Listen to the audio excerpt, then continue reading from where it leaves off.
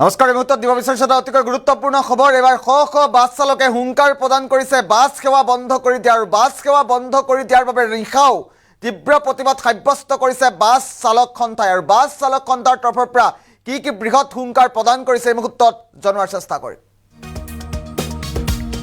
Bus সেৱা বন্ধ কৰি দিয়াৰ হুংকাৰ প্ৰদান কৰিছে এবাৰ চালকে।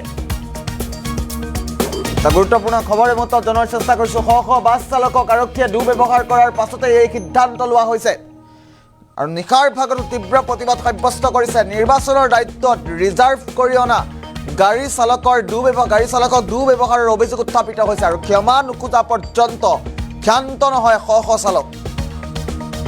আৰু নিশাও নলবাৰী গৰ্ডন খেলপথাৰত বাছ চালকৰ তীব্ৰ প্ৰতিবাদ সাব্যস্ত হৈছে।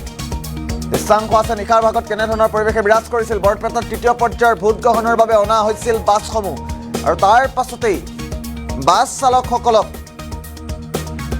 আৰক্ষীয়ে দুৰ্ব্যৱহাৰ কৰাৰ অভিযোগত বাছ সেৱা বন্ধ কৰি দিয়াৰ হুংকাৰ প্ৰদান কৰিছে আৰু শ শ বাছ চালকক আৰক্ষীয়ে দুৰ্ব্যৱহাৰ কৰাৰ পাছতেই এই সিদ্ধান্ত গ্ৰহণ কৰিছে বাছ চালকসকলে আৰু নিশাৰ ভাগতো তীব্ৰ প্ৰতিবাদ সাব্যস্ত কৰিছে বাছ চালকসকলে। দৃশ্যাংশ আছে মুহূৰ্তত পোনে পোনে দৃশ্যাংশ দেখুৱাৰ চেষ্টা কৰিম নিশাৰ ভাগত কিদৰে প্ৰতিবাদ সাব্যস্ত কৰিছিল বাছ চালকসকলে আৰু কি হুংকাৰ প্ৰদান কৰিছে। আমি এই মুহূৰ্তত দৃশ্যাংশ দেখুৱাইছোঁ। এয়া নলবাৰীৰ গৰ্ডন খেলপথাৰৰ দৃশ্যাংশ। নিশাৰ ভাগতো এইদৰেই শ শ বাছ চালকে তীব্ৰ প্ৰতিবাদ সাব্যস্ত কৰিছে।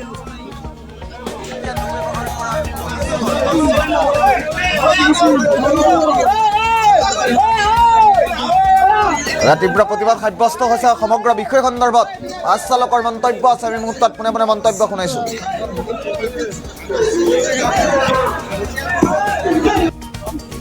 আমাৰ আগত জমা দিছে আমাৰ হাতত জমা দিয়াৰ পিছত আমাৰ আছে ইয়াতে 4-5-2024 তাৰিখে আমি জমা দিব লাগে ইয়াতে অৰ্থাৎ 4 PM অৰ্থাৎ আজি পিছবেলা 4টা বজাত আমি জমা দিব লাগে গাড়ীখন। অৰ্থাৎ আমাক 2 তাৰিখে দ্বিতীয় পিছত আমাৰ গোটেই ড্ৰাইভাৰকেইজনো মাতিছে। মাতাৰ পিছত আমি 2 তাৰিখে যে গাড়ীখন এণ্ট্ৰি কৰি থৈ আহিছোঁ। এইটো মোৰ নাম্বাৰ দিছে 23 দিয়াৰ পিছত এণ্ট্ৰি হৈছে মোৰ গাড়ীখন। অৰ্থাৎ মোক যোৱাকালি গধূলিতে গাড়ীখন জমা দিব কৈছিল। যোৱাকালি জমা দিয়া নাই আমি, কিন্তু আজি ৰাতিপুৱা আমি 9টা বজাত জমা দিছোঁ। 9টা বজাত জমা দিয়াৰ পিছত আমাৰ এণ্ট্ৰি কৰিছে 12:10 জমা দিয়া বুলি এণ্ট্ৰি কৰিছে গাড়ীখন। 2 ঘণ্টা লেট কৰি দিছে। দিয়াৰ পিছত আমি 4 দিনৰ খৰচী পাব লাগে।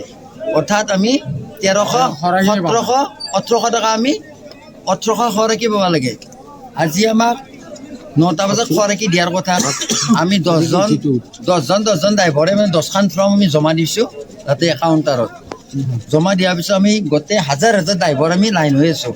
কিন্তু প্ৰথমত মই আছোঁ, এজন 2-ষ্টাৰ পুলিচ আহি চেত্ৰী নামৰ নলবাৰী ডিষ্ট্ৰিক্টৰ পুলিচ ক'ত লাইন হৈ আছে? অৰ্থাৎ আমি গৰ্ডনৰ আমাৰ হাইস্কুল ফিল্ডত গৰ্ডনৰ আমাৰ ৰিকেশ্যন ফিল্ডত আমি কাউণ্টাৰত যিখন খৰচী ফৰ্ম দি আছে অৰ্থাৎ খৰচী দিয়াৰ কাৰণে যিটো ফৰ্ম জমা দিছোঁ আমি 10জনৰ 10খন ফৰ্ম জমা দিয়াৰ পিছত খৰচীটো দিব। দিয়াৰ পিছত ইয়াতে মোটামুটি 4-5টা লাইন কৰি দিছে। তাতে 4টা-5টা লাইনত মোটামুটি 50টা কৰি ড্ৰাইভাৰ আছে।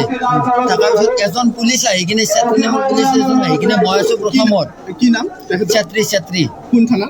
এইটো কোন থানাৰ আমি নাজানো। ধৰক কিছুমান ধুবুৰীৰ আছে, কিছুমান নলবাৰীৰ আছে, কিছুমান গুৱাহাটীৰ পুলিচ আছে, ধুবুৰীৰ আছে, ক'ৰবাৰ আছে। এইটো কোন জেগা নাজানো। তেখেত চেত্ৰী হয়। তেখেতে আহি কিনে মই অৰ্থাৎ কাউণ্টাৰৰ একদম প্ৰথমত আছোঁ মই।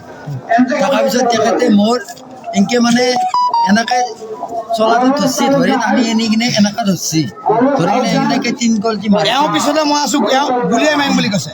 আৰু কৈছে কি তেখেতে চুইচ কৰি দিম বুলি কৈছে। আমাক নলবাৰী গৰ্ডন ফিল্ডত কৈছে একদম অসমীয়াত কৈছে চুইচ কৰি দিম, গুলিয়াই কৰিম সেনেকুৱা কৈছে। তেখেতে এই পাৱাৰটো ক'ত পালাক? আমি যদি আজি ইয়াতে মোটামুটি নাবিলাক 5000 গাড়ী আছোঁ, এই 5000 গাড়ী আমি আজি ইলেকশ্যন ডিউটিত নিদিওঁ, সেই পুলিচজনে চেত্ৰী কি 5000 গাড়ী আনি দিব পাৰিব? তাৰ বাপাকৰ ক্ষমতা আছে নেকি? যদি আমি ড্ৰাইভাৰে নাযাওঁ পাৰিব নেকি দিবা? যদি আমি নাযাওঁ এতিয়া সেই পুলিচজন চেত্ৰী আমাৰ 5000 ড্ৰাইভাৰৰ ভৰিত ধৰি 5000টা ড্ৰাইভাৰৰ ভৰিত ধৰি সেৱা কৰিব লাগিব। পুলিচে তেতিয়াহে আমি গাড়ী ইলেকশ্যন নিদি